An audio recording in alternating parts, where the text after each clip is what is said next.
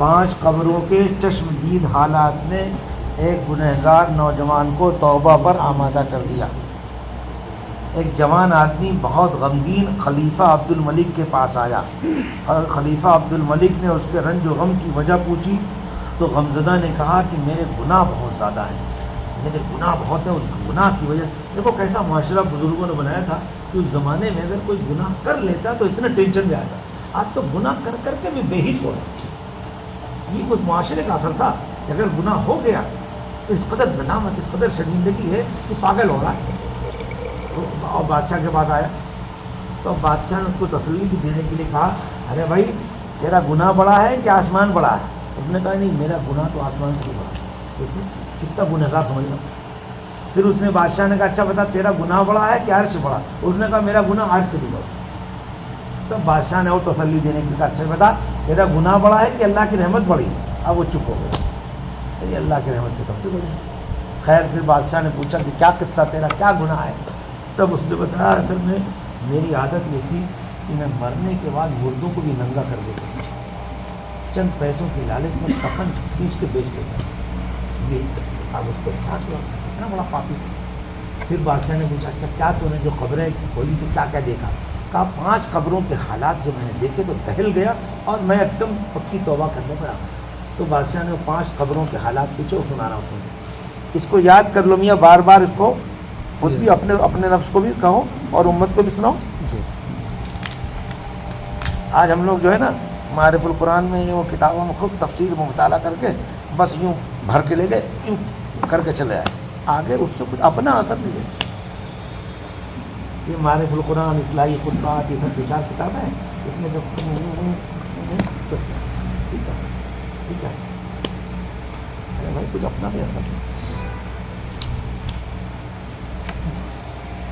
ہاں اس نے کہا کہ میں نے جب قبر کو کھودا تو دیکھا، مردے کو دیکھا کہ اس کا منہ قبلے کی طرف سے پھیر دیا گیا ہے اور اس کو دوسرا عذاب بھی کیا جا رہا ہے۔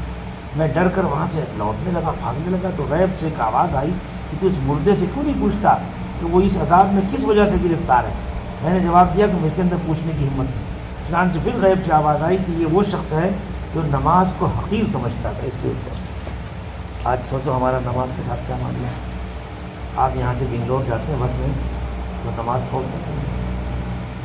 اکثر یہاں کے لوگ ذرا سے وہ ٹرین کی مشقت سے بچنے کے لیے بس نکلے ہوں، بس آگے بس میں کتنا بے بس ہوں گے، کون سی نماز قضا ہوگی کوئی پتہ نہیں۔ کیوں ٹرین کے لیے وہ ریزرو کراؤ، جاؤ، ٹائم کی پابندی کرو، مگر یہ نہیں سوچتے کہ اس کی وجہ سے نماز آسان نہیں ہے۔ یہ بھی پرواہ نہیں، نماز کی عظمت نہیں، نماز کی عظمت، یہ آدمی نماز کو حقیر سمجھتا ہے۔ پھر میں نے دوسری قبر کھودی تو دیکھا اس قبر کا مردہ بالکل خنزیر ہو گیا اور توق اور بیڑیوں سے جکڑا ہوا ہے۔ میں یہ دیکھ کر ڈر سے لوٹنے لگا۔ حاطف غیبی نے پکار کر مجھ سے کہا کہ اس مردے سے عذاب کا سبب نہیں پوچھتا؟ میں نے کہا میری قدرت سے باہر ہے۔ پھر جواب آیا کہ یہ شراب پیتا تھا، اللہ کی حرام کی چیزوں کو اس نے حرام کی۔ پھر میں نے تیسری قبر کھودی، دیکھا اس کا مردہ آگ کی کیل و میخوں سے بندھا ہوا ہے اور اس کی زبان گدی یعنی پیچھے کی طرف نکل پڑی ہے۔ میں ڈر کر واپس ہونے لگا تو آواز آئی کہ میت سے وہ اس کی وجہ نہیں پوچھتا؟ میں نے کہا اس سوال کی مجھ میں طاقت نہیں۔ اس نے کہا یہ لوگوں کا مال دبانے کی کوشش کرتا ہے۔ چوتھے میں نے قبر کھودی، دیکھا مردہ آگ میں جل رہا ہے، فرشتے مارے جا رہے ہیں اور چیخ رہا ہے۔ میں ڈر کر واپس ہونے لگا۔ پھر آواز آئی پوچھتا نہیں کیوں؟ میں نے کہا میرے اندر ہی طاقت نہیں۔ کہا پھر آواز آئی کہ یہ جھوٹا شخص تھا اور جھوٹی قسمیں کھائے۔ پھر میں نے 5ویں قبر کھودی، دیکھا فرشتے مردے کو آگ کے ستون سے مار رہے ہیں اور مردہ خوب چلا رہا ہے۔ میں ڈر کر واپس ہونے لگا۔ حاطف غیبی نے پکار کر کہا کہ اس عذاب کا سبب کیوں نہیں پوچھتا؟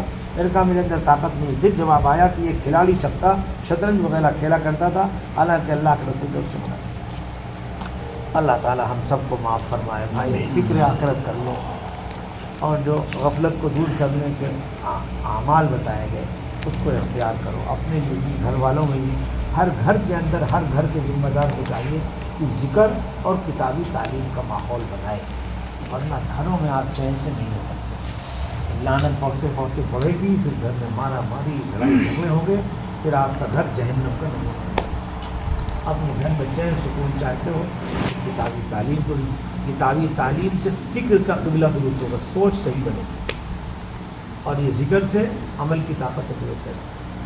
جب بھی چاہے تجربہ کرتے کرو گے، انشاءاللہ۔